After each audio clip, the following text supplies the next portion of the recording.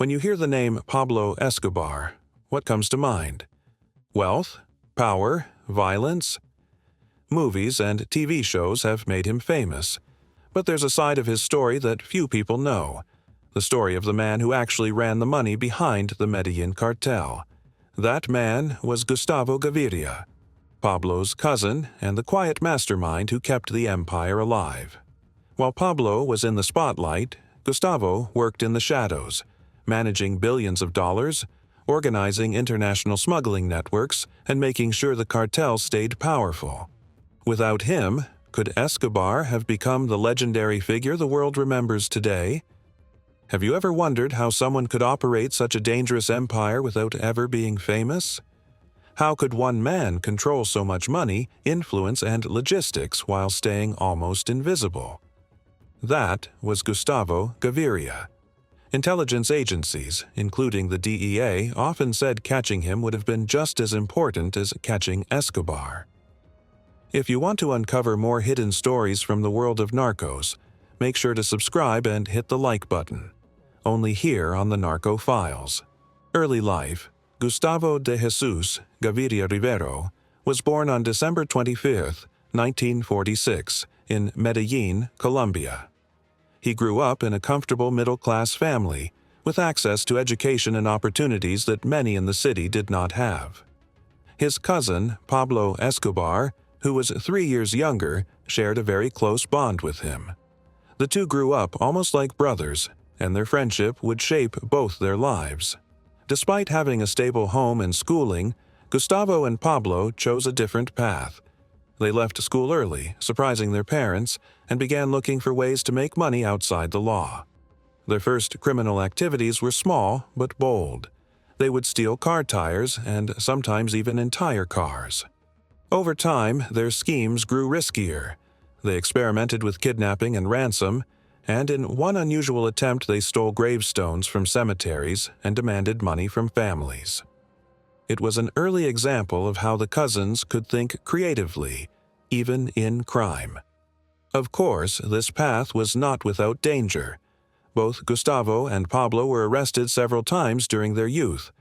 Facing the law and surviving these early encounters taught them important lessons in resilience and strategy. These experiences shaped Gustavo's ability to later run the finances and operations of one of the most powerful criminal empires in history. The turning point.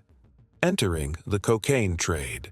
By the mid-1970s, the cocaine trade in Colombia was growing fast.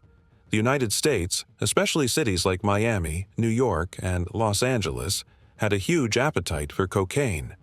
Nightlife, parties, and the disco scene created a booming demand that few people could resist. Gustavo Gaviria and Pablo Escobar saw this as a huge opportunity. In 1979, Gustavo carried out his first major smuggling operation.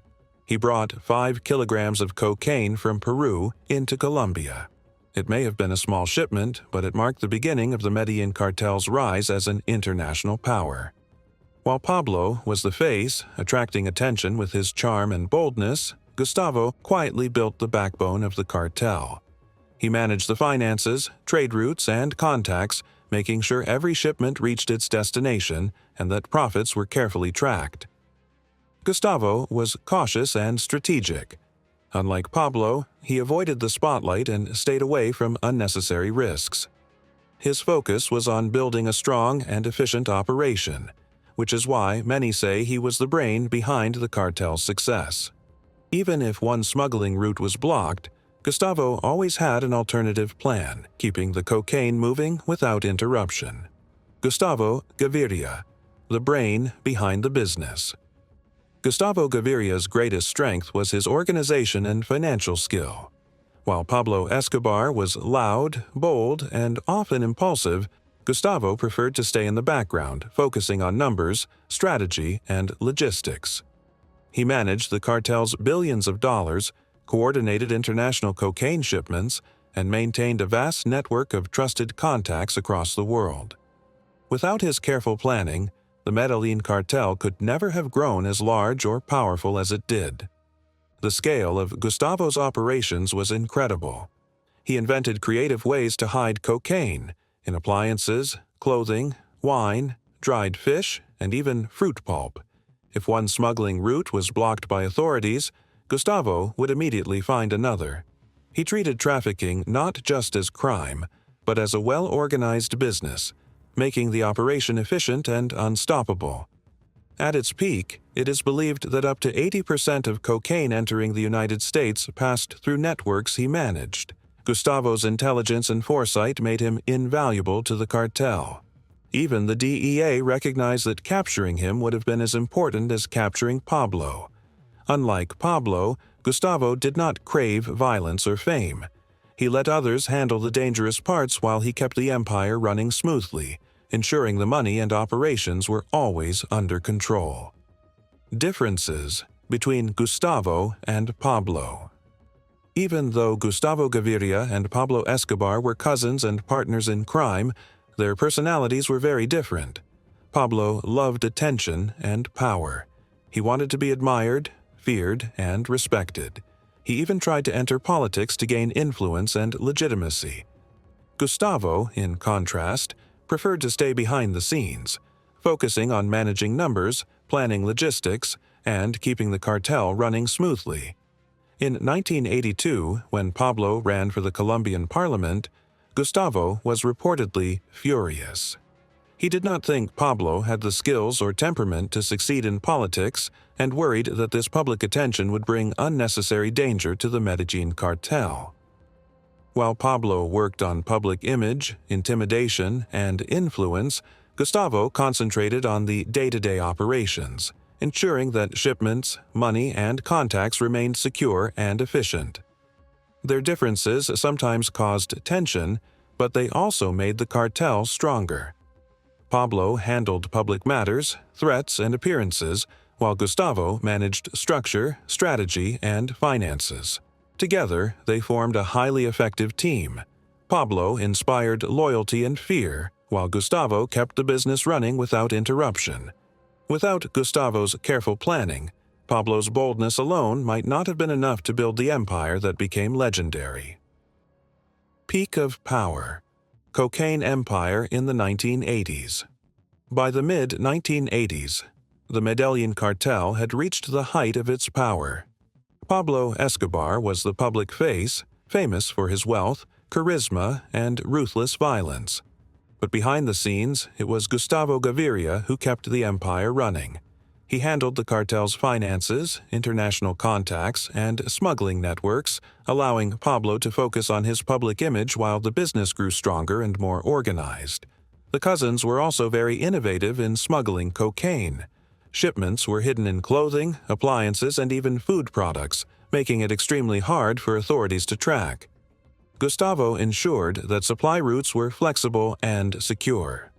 If one path was blocked by law enforcement, he could immediately find another.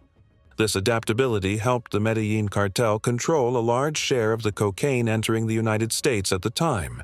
Even at the height of their success, Gustavo remained cautious and strategic. He avoided unnecessary attention, stayed away from violent conflicts when possible, and focused on keeping the business running smoothly. His intelligence, planning, and attention to detail made him irreplaceable, proving that the true strength of the Medellín Cartel was not just in Pablo's fame, but in Gustavo's quiet mastery behind the scenes.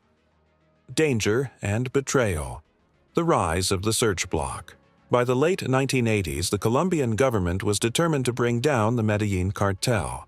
To do this, they created an elite police unit called the Search Bloc, specifically trained to track and capture the cartel's top members.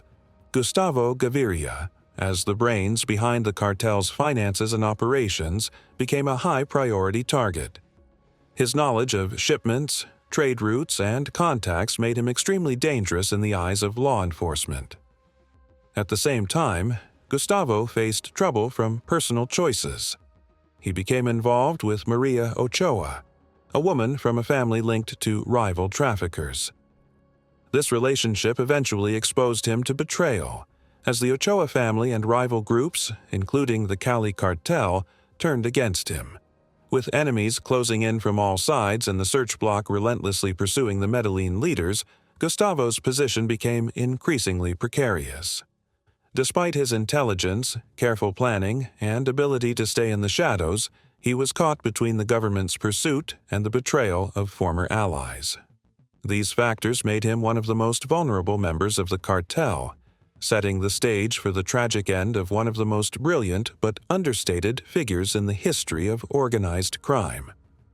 The death of Gustavo Gaviria. On August 11, 1990, Gustavo Gaviria was killed by Colombia's Search Bloc in Medellin. Police reported it as a shootout, but many believe he was captured, tortured, and executed in a planned operation. His body was buried in the hills where he and Pablo Escobar played as children. Pablo could not attend the funeral and reportedly listened to the service over a radio from a safe location. Gustavo's death was a crushing blow to Pablo and the Medellín Cartel. He had been the mind that kept the empire organized, managing finances, shipments, and contacts. Without him, the cartel began to lose structure and efficiency, and the criminal empire Pablo built slowly started to crumble. Collapse of the Medellín Cartel. After Gustavo Gaviria's death, Pablo Escobar became more erratic and violent, struggling to maintain control without Gustavo's careful planning. The cartel began to fall apart, losing the structure that had made it so powerful. In 1991, Pablo surrendered to authorities and was imprisoned in a self-designed prison called La Catedral. He escaped in 1992 and spent the rest of his life on the run until he was killed in 1993. With both Pablo and Gustavo gone, the Medellín Cartel dissolved, and rival groups, including the Cali Cartel, took over the Colombian cocaine trade. Legacy. When we think of the Medellín Cartel, most people remember Pablo Escobar for his wealth, violence, and fame. But have you ever asked yourself who really kept the empire running behind the scenes? That was Gustavo Gaviria.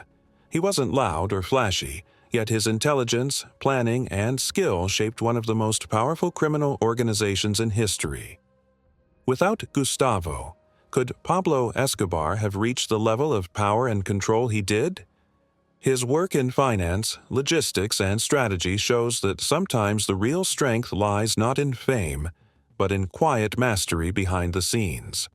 Which other hidden figures in the world of Narcos do you want us to uncover next? Could there be more untold stories like Gustavo's waiting to be discovered? If you want to explore more true crime stories and the secret minds behind powerful cartels, make sure to subscribe and hit the like button. Stay tuned and keep watching for more real stories from the Narco Files.